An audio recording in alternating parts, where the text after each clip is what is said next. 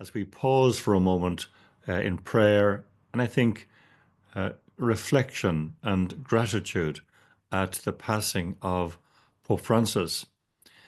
It's not just the church which has lost, a significant figure. It's the world stage has lost a significant figure. And even though I never met him, I kind of felt I knew him because he wore his heart on his sleeve in his writings and in his presence and in his speeches and all the talks he gave. And two things struck me personally. Initially, of course, all of us did feel a sense of shock that somebody who was there very consistently over a long period of time suddenly was no longer there. And there's a natural sense of grief at such passing. But I also felt kind of immediately a sense of gratitude. And my gratitude went in two directions. The first direction was gratitude for an exceptionally fine human being. Pope Francis lived for 88 years, and you couldn't say it was an unlived life. On the contrary, it was a fully lived life. With earlier, as you know, earlier in his life, he had tremendous challenges and tensions and made big mistakes, as he himself was very willing to admit. But he grew through them and came to be somebody who was really himself in an extraordinary way.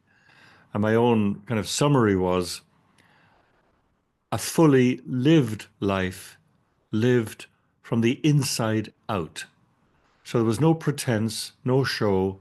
What you saw was what you got. The values he spoke about were the values he lived and practiced.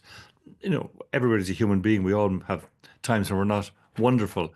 But overall, we've been privileged to have as our pastor a very richly human person who lived life, as I say, fully from the inside out. Second kind of thing that struck me as a reader and admirer was that Pope Francis was a sort of emblematic Christian leader. In my own order, every so often we have elections for our leadership, and I ask myself, what am I looking for in Christian leadership? And I'm looking for four things. Now, you rarely get all four together completely. I'm looking, number one, in Christian leadership for a person of prayer and faith. Secondly, I'm looking for someone who is able to read the signs of the times in which we live. And thirdly, I'm looking for someone who really cares for the people in his or her care, a genuine pastor who genuinely cares. And finally, of course, in leadership, a certain amount of competence in administration is really necessary. And I think we've been privileged to have Pope Francis as part of our lives as a pastor in all four dimensions. It's evident that he was a man of deep prayer. He really did love his Bible, a well-thumbed edition that he held on to over decades and had his reflections and remarks written into it. But a person of real faith and prayer who faced his own future death. He saw it coming 2 years back and reflected on it without fear. Christ is at the center of his life. We also have someone who genuinely cared for the people in his care. And this is, I think, a second feature of Christian leadership that we really value. And we don't see it, no, always. But he certainly had that.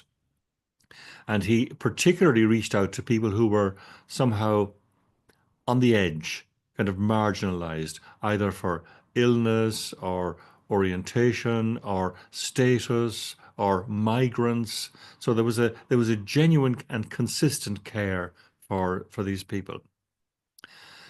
And my third, feature I'm looking for in Christian leadership is someone who can read the signs of the times and respond. And as you know, I mean, the great issue of our time is climate change, and he certainly addressed that very powerfully in his writings and speeches, especially in Laudato Si, but elsewhere as well. The anniversary volume of Laudato Si was also a very good document to read. And I think, as well as that, the emphasis on mercy was a really unusual gift today, as we witness in the world around us, great power blocks and a good deal of what I would call bullying on the political and geopolitical stage. Here we have a genuine leader who's proposing a very different way of relating, the very word we kind of need. And even within the church, with the synodal pathway, at least in the mind of Pope Francis, that was something very, very different to a political gathering of some sort, where we genuinely try to see together what is the Spirit saying to the churches. In other words, a vision of how people can live together with difference, without setting up winners and losers. So I find those features of his leadership very strong and impressive and lasting. They stay with us in his teaching and in the ideal way he lived his leadership. And lastly, probably not so much in the public domain really, but he was able to administer, as a pastor, as Pope and Bishop of Rome. And while it's not that much visible, so to speak, in everyday life, his reorganization of the Roman Curia, the bureaucracy of the Bishop of Rome, is a significant marker. And within that reorganization, he went to a lot of trouble to make sure that women are more visible and can take up positions of genuine responsibility and authority. So for those qualities of a person of faith and prayer, a pastor who genuinely cares, a pastor who can read and respond to the signs of the times, and a pastor who can do the admin, I'm very grateful for all he has done for us. And my prayer is that a pastor to come will embody some of the same values and visions.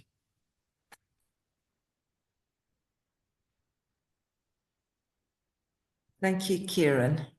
And before I share just a few of my own reflections on Pope Francis, I'd like to encourage you, if anybody would like to type in a sentence, a phrase, anything that captures what Pope Francis means or meant to you, and what Pope Francis stands for and how he's impacted you, please feel free. The Q&A button at the bottom of your screen, you should be able to just type in there. For me, I think the one word that I would use for Pope Francis is Christ-like.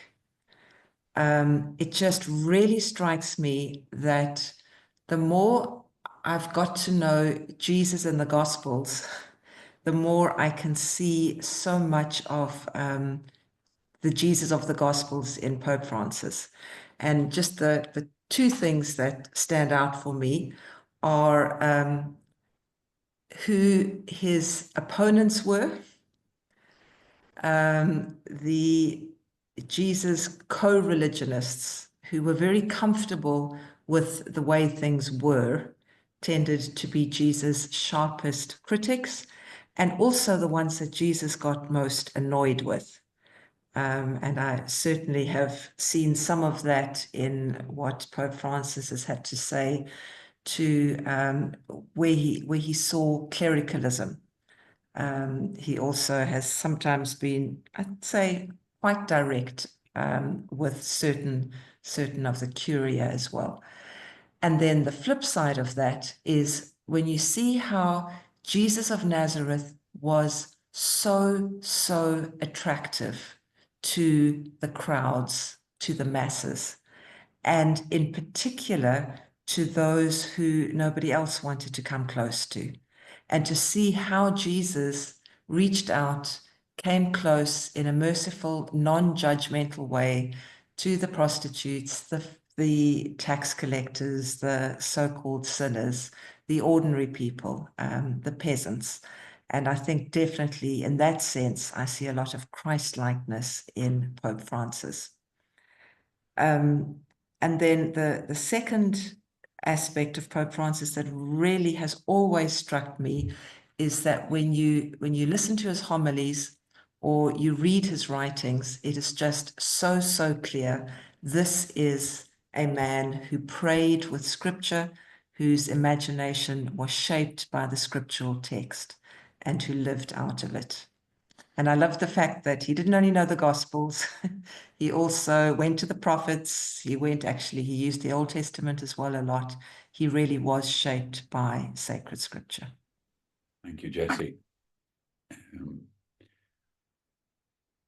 When I was thinking, when I heard the news, that I actually was watching my phone. I was away for Easter, got up on Monday morning to catch up on the news overnight, and the news had come in, and I thought I knew what the news was, and then bang, this thing came up: Pope Francis has died, and I was shocked, I have to say. And the first image that came to my mind was the image from the night that he was elected, because I was watching television very closely to see what's going to happen now. And this man appeared on the balcony whom I'd never seen before, and I've certainly never heard of before. And he said, "Buonasera." That's how he spoke the first words of the new Pope. "Good evening." And I said, this is different for a start. But then he said, and this is what I remember most strongly, he said, "Pray for me." Before he offered a blessing, he said, "Pray a blessing for me." He invited people to pray for him. And again, I was held. I said, there's something different happening here. And sure enough, his papacy has shown that in so many ways. I was so uplifted by his first encyclical, The Joy of the Gospel. Just I didn't think I'd ever be excited by a papal document. And I was excited by the joy of the gospel.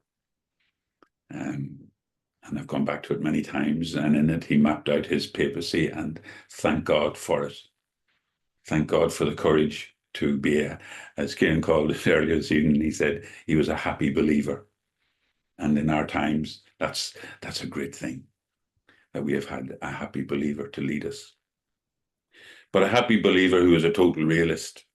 He wasn't in some cloud cuckoo land. He wasn't telling us about a happy ever after. He was rooted. And the other strong memory I have is when I saw him in Croke Park at the time of the meeting of families, which was a very difficult weekend in Ireland, as you probably remember. The Pope came, but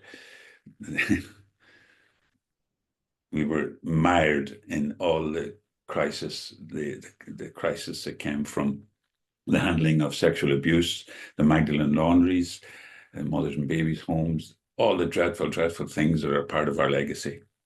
Sad, terrible things that are part of our legacy, and it was all there in our face. But I was in Croke Park, and we were there, and it was a very happy occasion, and it was crowded, and there was lots of singing, and people were happy, and we were waiting for the Pope to come. We didn't know when he was going to come. It wasn't said he's coming in the door now. We were there. And the actor Patrick Bergin came out on stage. I remember this very clearly. He came out looking like Leonard Cohen. And as many of you know, I'm a big Leonard Cohen fan. He came out looking like Leonard Cohen, and he began to sing one of Leonard Cohen's songs known as Anthem.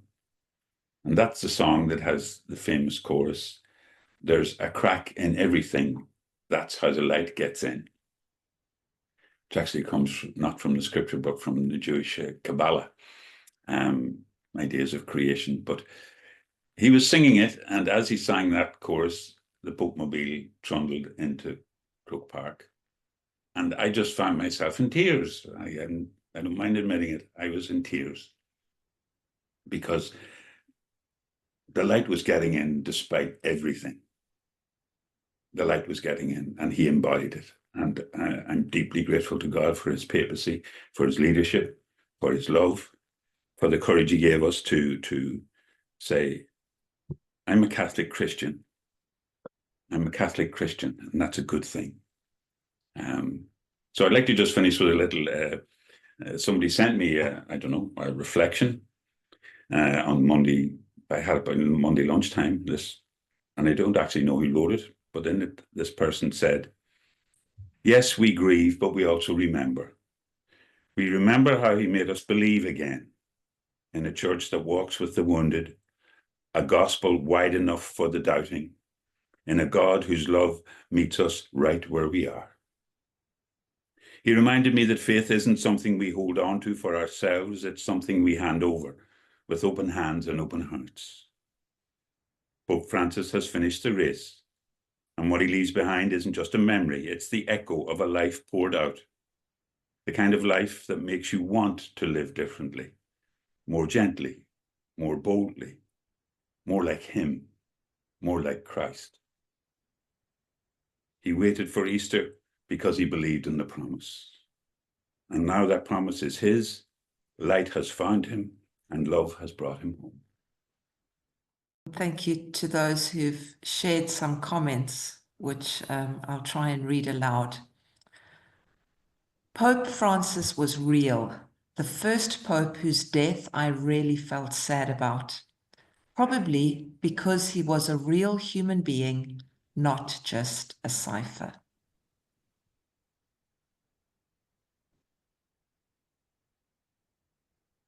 Then, while there are many attributes we can note about Pope Francis, what stood out for me was his humanity. It's no surprise he drew frequently on the Gospel of Luke, and I think he embodied its concern with mercy, compassion, and forgiveness.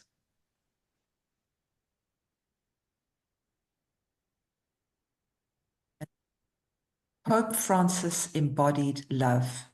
He emptied himself for humanity, as is seen in the photograph of himself when he took on the papacy and the image of him in his Pope-mobile on Easter Sunday. God rest him.